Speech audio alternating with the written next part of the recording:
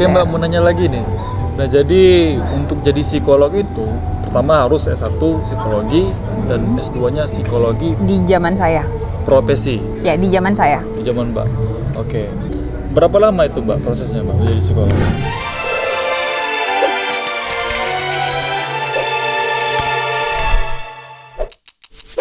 Kalau di zaman saya, proses untuk menjadi psikolog itu pertama kan S1 psikologi 4 tahun. Nah, Ya itu waktu yang sedang lah. Kalau agak naik gunung kemana-mana dikit itu mungkin 5 tahun. tahun. Oke. Ya, terus disambung magister profesi psikologi, magister psikologi profesi itu 4 tahun rata-rata waktu yang dihabiskan. Kalau pintar.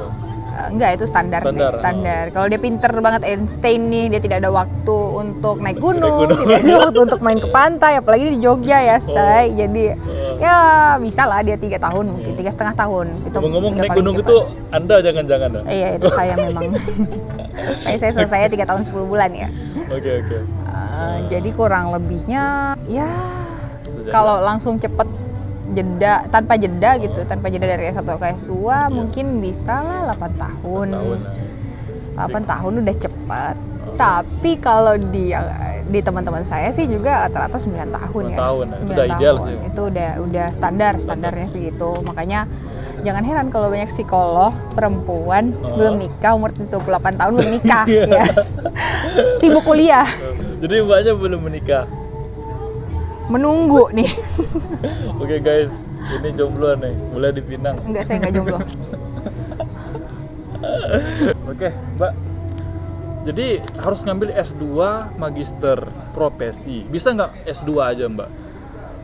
S2 psikologi misalnya. Itu satu pertanyaan, tapi jawabannya 2, Mas. Oke, gimana? Pertama, dulu di zaman saya harus. Kalau sekarang udah enggak. Yang kedua, kalau nggak magister psikologi profesi, ada yang lainnya nggak? Ada yang lainnya, magister sains psikologi itu ada Apa jurusannya. itu bedanya tuh? Bedanya sama yang satu sains, yang satu profesi psikologi. Oh, jadi Artinya, yang satu praktek ya Mbak ya? yang satu praktis. Yang satu untuk praktis, yang satu teoritis. itu teoritis. Magister sains psikologi nanti arahnya untuk ilmuwan psikologi, bisa ke tendik psikologi S1 mungkin. Peneliti, pengembangan alat ukur, Jadi dosen mungkin. jadi dosen bisa. Kalau magister psikologi profesi, ya kita nyelesain tesis, kita nyelesain ujian-ujian keprofesian yang panjang Dan banget. itu lebih lama. 2 kali lipat. Daripada yang S2 psikologi doang. 2 kali lipat. 2 kali Dua lipat. kali Jadi sekitar lipat, 4 ya. tahun lah. Sekitar 4 tahun. Kalau yang S2 psikologi 2 tahun cukup lah ya. Ya, 2 tahun, rata-ratanya 2 tahun. Tapi tenang, sekarang udah nggak perlu kayak gitu. Sekarang berdasarkan Undang-Undang tahun 2022 tentang pendidikan layanan psikologi, itu pendidikan untuk psikolog umum ya, psikolog umum. Jadi tidak ada mayoring lagi seperti di zaman saya. Itu S1 plus profesi. Jadi kuliah S1 4 tahun plus profesinya sekitar 1 tahun. Kalau gitu berlaku dong kalau sekarang misalkan ada yang seorang mahasiswa lulusan S2 psikologi. Nah, terus dia mau lanjut lagi nih ngambil profesi, bisa dong? Nah, itu yang kemarin kalau dari kabar yang saya tahu, ya, sosialisasi oleh HIMSI. HIMSI adalah Himpunan Psikologi. Satu induk dari psikologi di Indonesia itu salah satunya adalah HIMSI.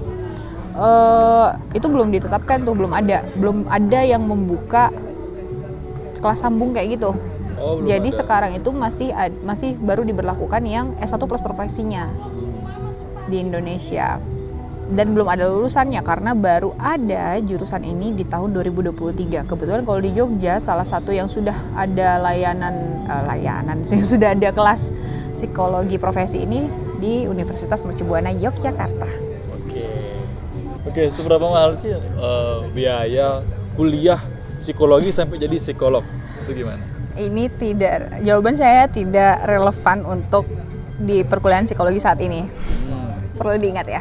Ya, kenapa itu? Sekarang insya Allah lebih murah. Lebih murah? Kalau sekarang insya Allah. Allah Kalau zaman Mbak gimana?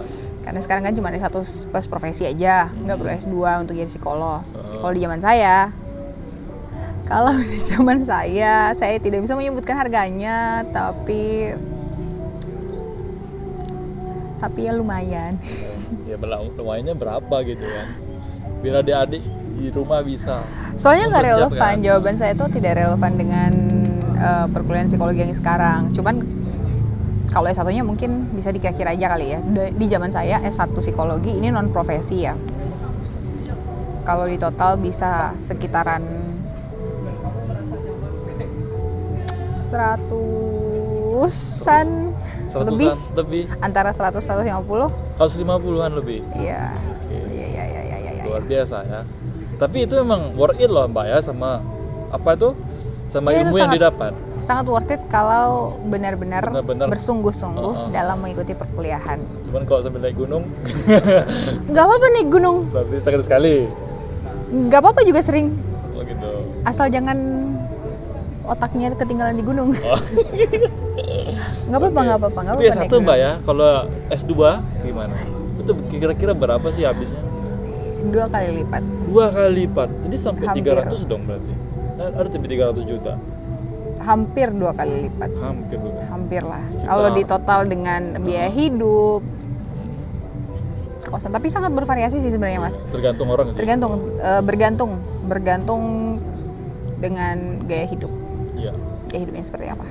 Tapi kurang lebihnya itu nggak lari dari 200. Biaya hidup dan biaya tingkah laku. Itu Iya, juga. iya. Biaya tingkah laku. Biaya tingkah laku juga diperhitungin. Kayak lumayan juga ya Mbak ya untuk harga ya. Tapi ya itu enggak. Maksudnya itu worth it lah. Sama ilmu yang didapat itu enggak ini. Ya, selama dia bersungguh-sungguh dalam perkuliahannya.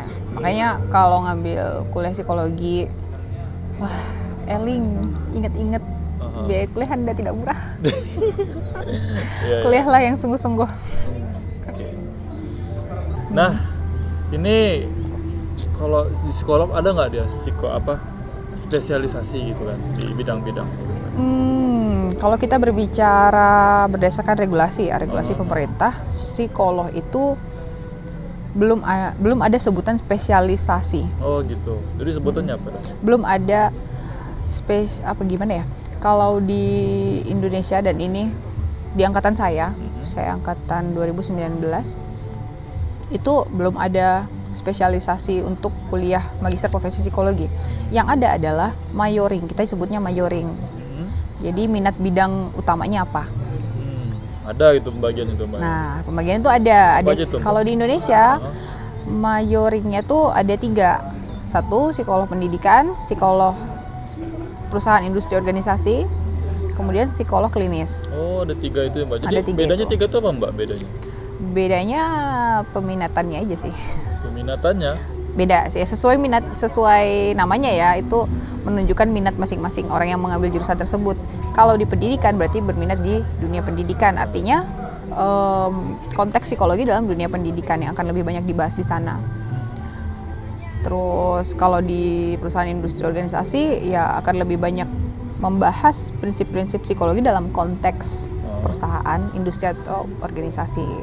Sistem perusahaan misalnya, kalau tadi yang di pendidikan, psikolog pendidikan mungkin mereka juga dimintai pendapatnya tentang kurikulum pendidikan misalnya, atau tentang bagaimana untuk mengoptimalkan kapasitas belajar anak di sekolah. Nah, kalau di klinis, ya kami yang sangat dekat dengan dunia kesehatan jiwa ya.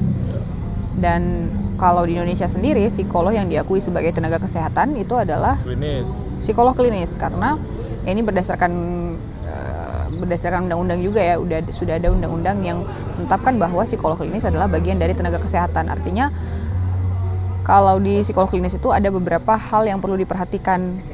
Kalau teman-teman mau mencari psikolog klinis, harus banget mencari yang satu punya surat izin praktik psikologi, kedua terdaftar di HIMSI, dan yang ketiga punya STR. Apa itu HIMSI?